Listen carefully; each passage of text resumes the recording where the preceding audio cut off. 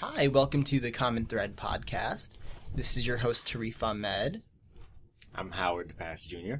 I'm Greg Wilson. And I'm Amanda Dowd. I would like to introduce our guests. First, we have a senior econ student, Anna Kelsey. And we have a Boston University professor, Gail Hines, correct? No. Diane Balser. Diane Balser, I'm sorry. Gail Hines wrote the book. That's what. Okay, that's what I was referring to. Yeah. Professor of Sociology and Women's Studies? I have my PhD in Sociology, but I'm a professor of Women's Studies here. Great. And, Professor, would you mind introducing your two courses just so kids know what the reference point is? I teach sexism in the 21st century and also global feminism this semester and women in politics next semester is the two seminars. Thank you. And so our topic today is pornography. And it's a pretty bad, an appropriate sound effect, I think. I swear, we've been talking about doing this for a couple of months now, and every time it would come up, so when are we doing porn? And it just doesn't, it's an interesting thing it's an interesting question to ask out of context. And me and Greg were talking and just throwing a few ideas back and forth, but what even constitutes porn these days? Is it your dad's old Playboy magazines, or is it now just, when we say porn, are we referring very specifically to the, internet pornography videos that are out there? Yeah, let's start there. What do you guys think? I don't know. I guess, I have a pretty standard, for my generation view of porn, which is that it's not magazines. It tends to be more what's available on the internet. I mean, that's definitely the first thing that comes to my mind if anybody mentions pornography. I either think of online porn or some sort of video, that you watch. Like the magazine doesn't really cross my mind as much as maybe an older person would have. Yes, that's clearly just like a modern view of it, only because the internet's only been around for however long, and porn's definitely been around for a lot longer than the internet, so I guess there's sort of a growing definition of porn. Well, I think there are two separate things. One is the vehicle. Mm-hmm. So we're talking about the vehicle of porn, and that's changed with the internet. Mm-hmm. But that the content of porn, I would say, is something that intends to press your buttons sexually. Mm-hmm. Its purpose, I think, is generally to arouse someone to use more porn. And then the content is sexual, but not sexual. Well, I wouldn't say actually it's sexual. It's often violent. Not always, but often. Generally, sexism is involved. Usually women are portrayed in particular ways within porn. So are men. And then I think there are ways that young people are portrayed. I think there are all sorts of portrayals of people. All of them are objectified. So there's the content, I guess the content of porn, the purpose of porn ultimately is to make money, but the immediate purpose is to turn people on sexually. I feel like it's hard to say if, magazines or pictures are porn, because there's been a debate for years about what's art and what's porn. Mm-hmm. And that's an ongoing, that still happens. Absolutely. What you can show in magazines and pictures in the public eye. Yeah. Well, I would say it's porn art. Some people would say that it is. So, I don't know. I'm interested to hear more about your idea that porn is typically violent. Mm-hmm. Often violent. I guess another question would be, if it doesn't have those characteristics, is it no longer porn? Well, to me, the question of what is porn, I don't know how to get into it. Is it art? I don't think the purpose of porn is to be artistic. Okay. I think it's to make a lot of money, and it makes a lot of money, and it makes billions of dollars. And I think when people see porn, they kind of know what it is. Mm-hmm. And there is a niche of, quote, nice porn, because there are people who are offended by not nice porn. Mm-hmm. But the purpose is to still turn people on unawarely. Mm-hmm. To make a lot of money for people, for somebody who's not the person that's getting turned on. So that's kind of the focus that I have. And then I think the most important thing is what the effects are. Mm-hmm. And that's where I think the conversation is, and what's the effects, particularly, although not exclusively, on young people. Could you tell us a little bit more about those effects? Sort of shifting away from what is porn to content and effects. I don't want to. That would be how I would have the conversation, but that has to be okay with other people if you want to. Go for it. Oh, okay, yeah. Okay. So I should talk personally a little bit as the oldest person here. I was born in 1943. I don't know whether I knew anything about porn, and I can't remember. I don't know what existed in 1943, frankly, but I have some ideas as I've thought about it. Certainly, I became aware of Playboy magazine in my late teens. I didn't know anybody who used Playboy. People talked about it, but I don't know anybody who used it. So I was a young adult during the sexual revolution, which was very big changes in my sexual life, but also the people I knew. From having grown up in a puritanical culture where you're supposed to be a virgin when you get married, to a culture where now basically it was okay to have sex in a committed relationship. And many people had casual sex but didn't talk about it. So I've lived from that period of time to what we have today. And I've also seen the massive explosion of pornography. I've seen the massive explosion of the internet. All these things didn't exist for much of my life. So it really looks different. It really, really looks different. Yeah, just so I think you should, the porn industry, according to some statistics we found online, the porn industry generates $13 billion each year in the U.S. Internet porn alone is a $3 billion industry. Sort of backing up some of the things you said earlier, it says 88% of scenes in porn films contains acts of physical aggression, and 49% of scenes contain verbal aggression. So that's just sort of some numbers to give context to what we're talking about. No, you should keep going because that's, Yeah, so I mean, I guess society is sort of more sexualized. More, like you said, there's sort of been a sex revolution in that society's more sexualized than ever. And it's not unusual to see sex or sort of allusions to sex on TV, on billboards everywhere. What differentiates that between or the effects of that between the effects of pornography, if you understand what I'm saying? Yeah. And that's like for the whole group. Yeah. Well, I guess I'd also be interested in asking the question, there is this statistic about the presence of violence and aggression, but couldn't we say that that's a expression of people's sexuality too? Because I would say without doubt there is acts of dominance and submission, violence and aggression that play into people's desires. That's what they want. So is that wrong if that's what people want? As long as it's consensual, I don't think that's wrong. I mean, I think that when you have subsets of porn like that are violent or degrading in some way, I think the viewer of said porn needs to have a certain lens when they watch it. They need to realize that what they're seeing isn't okay in all contexts, and that you can't just objectively look at porn and say, okay, this is real life. You have to be able to differentiate between the two, and you have to understand why it might be okay for something to be in porn, but it's not okay for you to replicate in real life in your own experience. Right. I think one of the things that we were talking about earlier, before the show even started, is that, I mentioned porn is very much exaggerated. It's, an exaggerated way to express, I feel like not only sexuality, but sexual acts, period. And, I feel like people 9 times out of 10, I'll say guys specifically, may start watching pornography, through puberty, 12, 13, 14, whatever.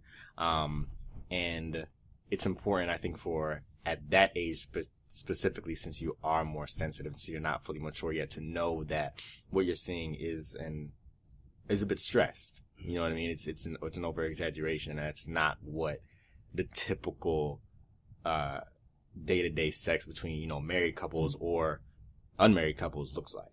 And that also brings up the point that I know Tariq brought up earlier.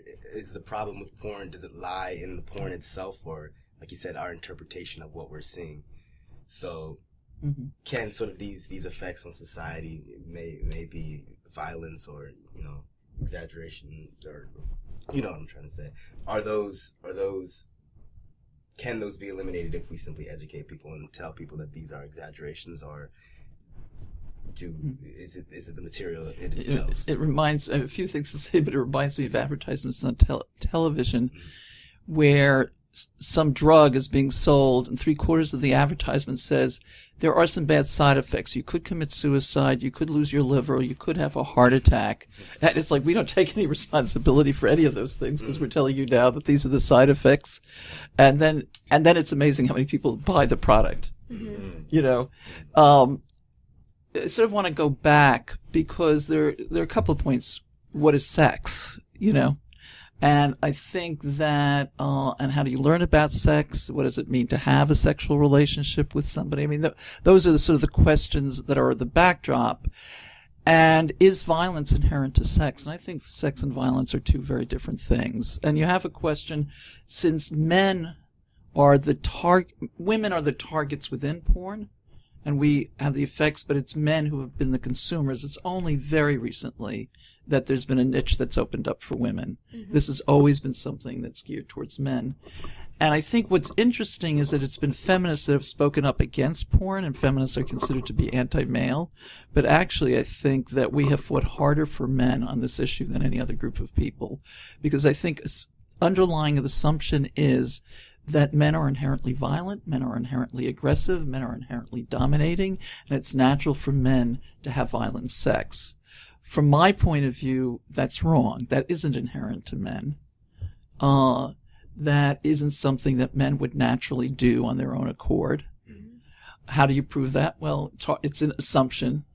We live in the most violent time, I think, probably in the history of the world. The United States is a tremendously violent country. Young boys are exposed to internet violence from the earliest of ages. Men are allowed two major feelings on this planet, violence and sex. And so then they hook up together, at some early age. Men are alone a lot. Young boys are, alone watching an internet and get addicted to violence at tremendously young ages today. I mean, it's really an epidemic problem. And then get exploited, I think, through pornography, where they're told that their job is to dominate women, to have violent sex, and that it's natural to who they are. And I don't think that's true. It isn't natural to who men are, and it isn't what it means to be a man. So I think those are the issues to me underlying this kind of discussion. And I will say that there's a tremendous amount of racism in porn.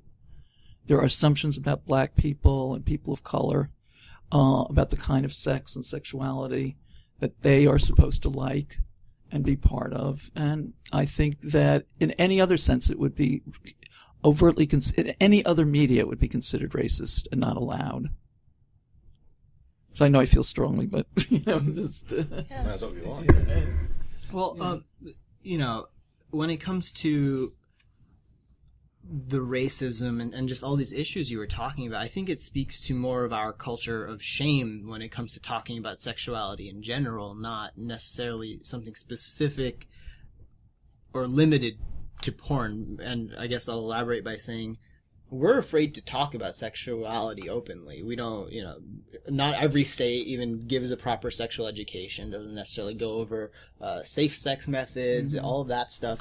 And then, you come to a topic like sexuality, it's like the gigantic elephant in the room because, people are consuming the porn secretly because they're ashamed to admit it, that, I'm a sexual person, I watch porn, or, I had sex. So when there are issues in the product that they're consuming, there's no space to even discuss it because no one wants to admit that they're even watching it in the first place. So whereas you do see that same type of racial characterization of black people in music videos and movies as well, it's just an extension into the field of porn, and now it's just done in a sexual context. And as for the violence, I do agree we have a violent society.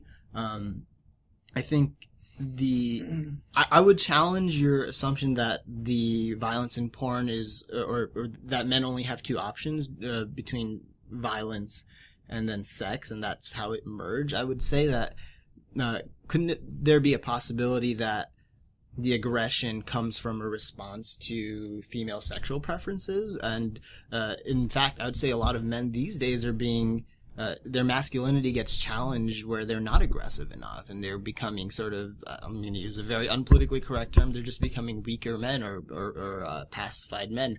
So I see there's a lot of different social dynamics going on in our culture, and I wouldn't necessarily say that porn, is making our men these way or exasperating the problem. I think the problem, is about people's inability to talk about these things first. Well, wait, why do you think that their masculinity is being challenged? I feel like, when you look at a lot of media, yes, it's true we have the hyper-aggressive males, but we also have the exact opposite. We have the fat, blundering, dumb dad that can't ever do anything right, who's married to the really intelligent mom, right? We have things like, what's that guy's name from Family Guy, or Everybody Loves Raymond. There's a lot of examples of men in media where, it's the opposite of the aggression. It's like this reduced, convoluted, useless creature. So, I mean, I'm rambling at this point. So if you want to step in, I don't want to. Oh no, I really agree with your point about not being able to talk about sexuality, and if we were more open about sexuality and open about porn and able to talk about it, especially with people at a young age, then we could address the issues of what people take away from porn.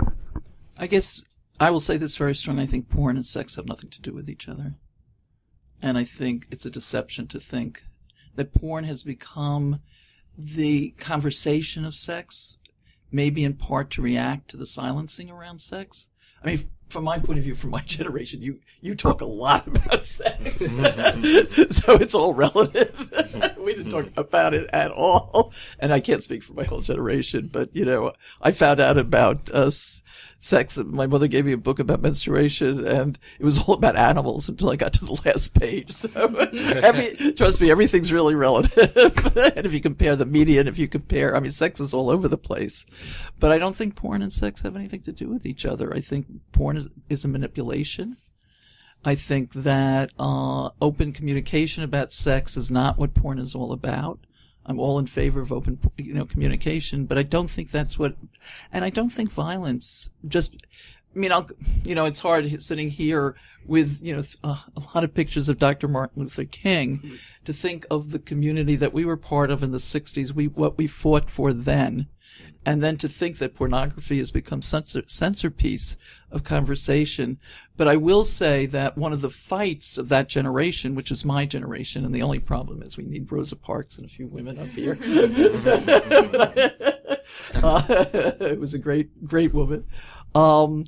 Was that part of the deep racism in the United States was the sexualization of black people.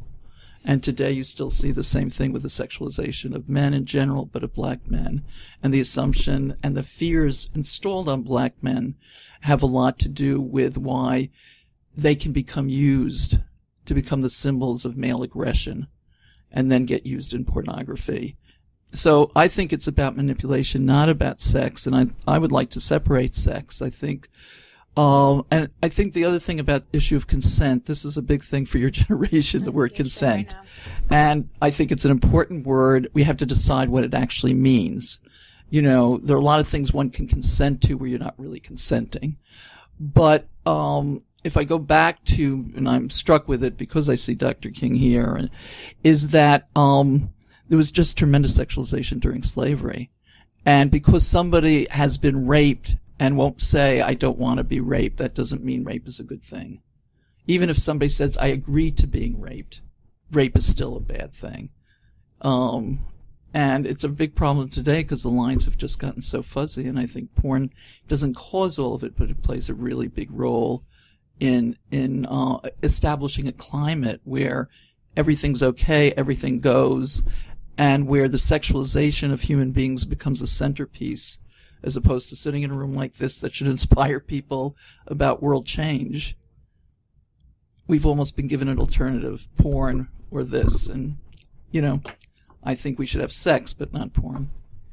I do want to make a comment about the consent issue. I heard, some of you might be familiar with Sophie Godley. She's a public health expert and professor here at BU. And I'm definitely paraphrasing, but she was, I read an interview she did where they were asking her about the concept of consent. She's like, yeah, I totally believe in consent. I think it's important. She's like, but that's not enough for me. I don't just want consent. I want enthusiasm, and I think, Sharif, you definitely had a point about the culture of shame around it. Supposedly we're this really open, free, sexually liberated culture. But I feel like especially, and I can only speak from my personal experience, I'm 20, I was born in 1993. I don't feel like I can be super open about that kind of stuff all the time because there's a very real amount of judgment, And maybe that's sexism at its finest. I don't know if you guys have ever felt that way. I mean guys, literally. As in men. As in men, yeah. Well, I'm sort of thinking towards solutions in that, the porn industry is so big, it's not going anywhere anytime soon. So where do we go from here? Do we sort of maintain this sort of like Therese said, the shame culture in that we all deem porn as a bad thing and don't talk about it? Or do we acknowledge that, yeah, there are a lot of things in society that don't necessarily, preach the right thing or the things that are necessarily true? We can't necessarily ignore them all. Movies are violent. Movies depict a lot of terrible things, but we don't necessarily just not talk about them at all, So where do we go from here? So now that porn is this big thing in society, what do we do about it? I feel like there's an opportunity to leverage, the existence of porn. People are accessing it all the time. So instead of treating it as this evil force, we can acknowledge that this can be used as an educational tool. I feel like there's a lot of young kids, both men and now women, or boys and girls, who are looking at porn and learning about sexuality through porn because no one's teaching it to them openly. And so that's where we see this, I guess, negative or hyper-aggressive mindset coming into kids. But there's also kids who are discovering that when they go on a website and see 1,000 categories, that you're not weird just because you have a strange preference. There's a whole community of people who do like the same thing as you. So I feel like you can learn about yourself and realize that you're not just a freak because there's other people out there who are into the same thing as you. And just like any other art form, there needs to be a sense of responsibility with what you're consuming. And that goes for porn. I think it goes for movies and music too. The responsibility is on yourself or your parents to teach you that you must understand that this is an expression, an art form, right? Porn is not necessarily going to show you the sex acts between two consenting adults, right? It's going to show you a glorified, amplified, sensationalized version of that. Just like when you watch a movie, no one's jumping off rooftops and like slinging with weird tools and doing Jackie Chan stunts. It's a movie, and so is porn. Well, we really do disagree. I mean, I don't think porn is art. I don't think it's an art form. I think it's what I said before. It's a massive industry. The military is the biggest industry in the world. Probably trillions every few years is spent. We're, in wars all over the world. Today we're living through a disastrous so-called natural calamity in the Philippines, which is hardly discussed in any class that I know of at BU. It's as if in the United States we are immune to what's happening while people have relatives there. And global climate change is playing a very big role in that. I think porn absorbs people's attention, and so somebody can make a buck. I think it absorbs people's attention away from the real things that are going on and from real human communication. I think the issue of shame is a tricky issue. Women today are ashamed of having abortions. There's a lot of shame on a lot of things, which is not healthy and it's not good. But it doesn't mean that if you are violent and ashamed of being violent, that then violence becomes good. The shame is the problem, but what are you ashamed about? And they're two different things. If you've been violent, if you beat up a woman, and you're ashamed of that, that is a problem because you need to have that dealt with. And you need a place to talk about it where you're not thought to be an evil person. But that doesn't mean the act itself is a good act. And I don't want students to be taught about porn. I want them to discuss what it is, and I want people to be helped to free themselves from it. But I don't think that's the educational tool that I want them to be involved in it. It would be great to have these kinds of conversations, and that's fine. But I don't think you learn about sex through porn. What about porn that, and I realize that most porn is violent. You know, you read some statistics. Most porn does have sexism or racism or flat out, physical violence in it. However, there is, what the statistics tell us is that there is a small portion of porn that doesn't have those things in them. And I mean, I don't see the danger. I think that it can be, it's definitely unrealistic. I think all porn is pretty much unrealistic, but I don't think it's dangerous if it doesn't have those elements in it. Well, yeah, and I was going to ask how you feel about, since I get the idea that a lot of what you're talking about is the typical porn that I think makes up most of the industry, which is targeted towards men, not really towards women at all, and it depicts men as being dominant and maybe violent and a sexual creature, and that's kind of it. And the women are objectified. But what do you think about the subsets of porn that are developing, like feminist porn and porn that challenges those stereotypes, challenges the gender roles? We have to go back to the fact that porn is an industry and it wants to make money. And so, as everybody says, the overwhelming majority of porn is all the things that we just said. So there's some small groups that don't like that porn, but the porn industry wants you anyway. So they'll find it reminds me of students who, when I study advertisement in the beautification industry, and I have usually many students who pick up Dove commercials because Dove was supposed to do the nice advertisement. Well, it turns out their motivations are exactly the same, and actually there's an ad where they have women who aren't thin, perfect models, but have weight and all of that, but they're selling thinning lotion or something. I don't see the importance of that small niche or why it's particularly important. Some people watch it, some people don't. But we're talking about the industry as a whole and what the industry is trying to do. And if they eliminated everything but that small subset of porn, they wouldn't do it, because that subset of porn only exists because of the bigger picture. I agree that the industry doesn't care about that because, like you said, it is an industry. It's there to make money. But on an individual basis, if you knew of a 16-year-old boy that was watching porn that didn't depict violence, would you still be concerned? I would like that young boy to have an opportunity to have good friendships and not be alone in his room, which is where a lot of the porn where people get hooked up, where he learns to cuddle and have closeness and affection, that he learns to touch the people he wants to touch with and experiments with sex in a way that is suitable to his instincts. And I don't see, if that all happened, why the hell he would go on the internet to look at 2 people having sex or 3 people having sex. So it's not whether I just wouldn't get it. We'd live in a different society if he had those options available to him. Do you think maybe it might be the taboo factor, the curiosity that people, especially his parents, are telling him it's bad, so he's going to seek it out to see what all the fuss is about?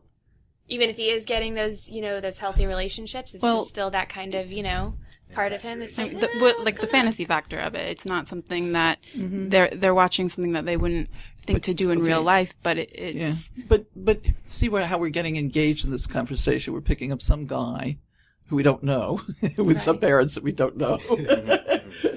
When we all know that most guys end up alone in their rooms watching porn, and I'm saying there is a better option in this world, and I would like us to fight for that better option. That, to me, would be the more interesting conversation. Now, some people would say it isn't a better option, and that becomes the debate. I also think that the world of porn doesn't give you the world of other kinds of feelings, of men and women crying, for instance. That there used to be, I forgot the name of the thing. It used to be Good for Me, where you saw this big football player crying, and he said, boys do cry. You had that thing, boys don't cry. I mean, there are a lot of things that we could be exploring in this world, and we are exploring this, I think. Yes, because of the shame, but more because industries developed and it became the venue. And it wasn't that venue. It's only been that venue for maybe 30 years. So it existed before, but it didn't become the venue that it is today. So you think it's being explored in too much depth? Yeah. Yeah. I'm going to show you. I've really provided a big thing, so let everybody go. Okay, it's easy for you. So I have a statistic here that says 67% of young men and 49% of young women say viewing porn is an acceptable way to express one's sexuality. So to people in the room who sort of have a more pro-porn stance, how would you say porn is a way to express one's sexuality? Sort of speaking towards that. Well, I think, say you have this sexual energy like pent up in your body, but you don't have someone to explore that with, and sometimes people find themselves in that situation. I think porn is a healthy way to explore that and maybe get your sexual release that you wouldn't otherwise get. I would agree that spending time alone in your room watching copious amounts of porn might not be the best idea, but I don't think that means it's never an okay option. I would say it's a way for you to explore maybe certain kinks or types of sex that you're interested in, if that's not accessible to you at the time, or even if it is, it's educating yourself about your own sexuality. Yeah, it's I don't know. I don't see it as necessarily being unhealthy. And I guess another question would be sort of, how do people learn about their sexuality? How do people learn about their sexuality? In what ways do we allow people to learn about it?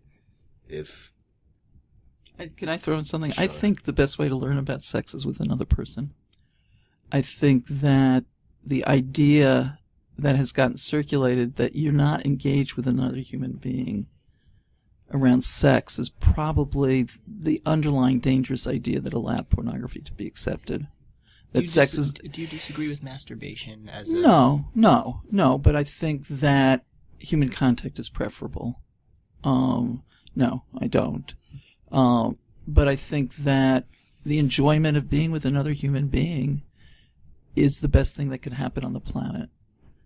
And to be connected to another human being deeply, and should I say with caring, old-fashioned as that may be, I don't want to be cynical about it, but we've also developed a culture where caring and all of that has become very separate from what people term sex, and I wouldn't separate it. So I think that's the best way, and I think people would do that. They have done it before there was the internet. And I think that I would say that a lot of problems in the world stem from a certain kind of disconnection people have from each other, and a kind of isolation that humans have. And I think men are forced into greater isolation than women, and that's why men are so vulnerable to pornography. Yeah, I think that there's definitely a problem in how our society talks about sex, especially to kids. I was one of the only girls whose moms actually did talk to her about sex, and they all thought it was crazy that my mom would freely answer my questions about it. They thought that it was insane, and a lot of people just their eyebrows went up, and I don't think that that's beneficial. It's a problem that people are almost afraid to talk to their kids about it. No, I was just gonna say I do think that it stems from definitely an early age. And when I think about people learning about their sexuality, I often think of boys like running around the playground in elementary school, like with having female friends, and like how do they interact with one another, and like what's an acceptable way to show a girl that you're interested in her, not only on a platonic level, but on a romantic level. And then how does that at that sensitive age translate into sexual acts when you become older? And I think it's sort of through this interaction with each other that you find out more about your sexuality, what you like, what you don't like, what you think is acceptable, how you feel when you are touched in a certain way. And that can sort of dictate your opinions and your acts, like moving forward, and I think to your point, Amanda, like the fact that your mom would talk to you about something like that, I personally would applaud her, what I mean? Like, yeah, that's a sort of dialogue that we need not just, at the typical 16-year-old, 15-year-old age, but whenever it starts becoming relevant for said person. So, unfortunately, we are running very tight on our time. So, we'd like to thank you for coming and joining us on our podcast. And just before we end, I will say I think that there are lots of resources available on our campus to learn about your sexuality and learn about safe sex practices. Student Health Services offers free condoms and are very open to talk to you about things. We have a Center for Gender, Sexuality, and Activism here located in the GSU in the basement. And Professor, do you have any other resources you might want to plug or websites that people might want to go on if they're interested in pursuing? I mean, there is an organization called Stop Porn, so it's a political organization. Okay. They can look there. Mm-hmm. And there's a book, Gail Dine's book on Pornland, which is on the anti-porn scale of things. So thank you. Those are the two that I can mention. Great. And if anyone has any last words they want to get in, please go for it, and then we'll close up. I just want to also thank Anna for your time, for coming on the... Thanks for having me. Yeah, definitely. This has been a great episode. It's been the first episode of the semester where all 4 hosts are here. Fantastic. So we hope to continue Actually, you know what? Now that I think about it, this is the first time. The last time that all 4 of us were on the same episode, you were in London. I was in, You were having those issues with the microphones, and it was just the monster noises. So it's good to not have the interference this time. Look at that. We've come so far. You're a great group. This was lovely. It was lovely. Thank you for having me. Thank you. Once again, this is the Howard Thurman Center's podcast, Common Ground, and we'll see you next week.